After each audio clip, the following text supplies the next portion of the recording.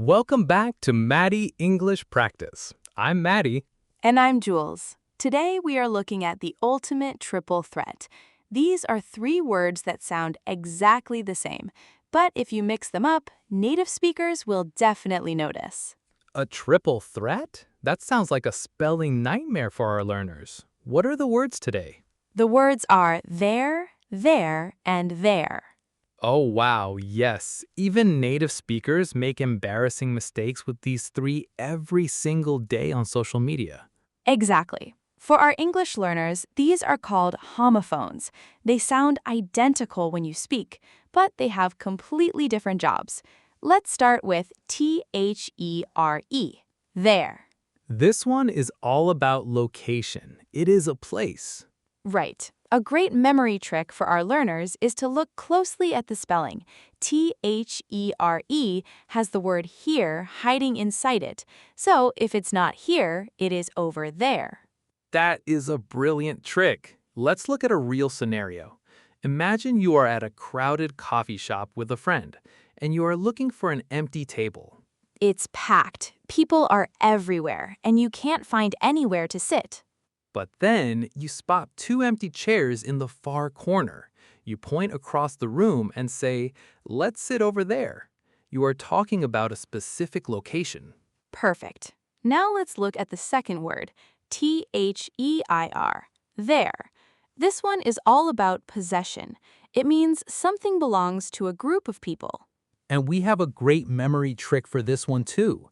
Their has the letter I right in the middle. The letter I looks like a little person. So this word is all about people owning things. I love that trick. Let's use a real scenario. Imagine your neighbors just bought a brand new, very expensive car. Oh, a shiny new car. They park it in the driveway and you look out the window and tell your family, "Look at their new car." Exactly. The car belongs to them, so it is their car. Now for the final word. They''re. There. This one is actually a disguise. It is two separate words pushed together, they and are. The little apostrophe mark is just replacing the letter A. Right. If you're ever confused about this one when you're writing an email, just separate the words in your head.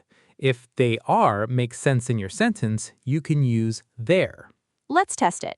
Imagine you're hosting a dinner party. The doorbell rings. You run to the kitchen and tell your partner, "They're here."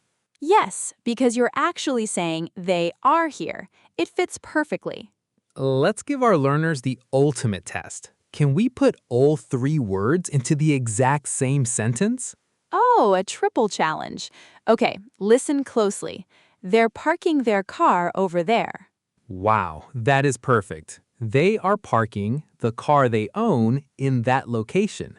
They're parking their car over there. Your homework for today, try writing down that exact sentence. Can you spell all three words correctly? Practice explaining the memory tricks out loud to a friend. Mastering these three little words will make your written English look absolutely flawless. You can do it. Thanks for joining us today. Keep practicing, keep listening, and keep growing.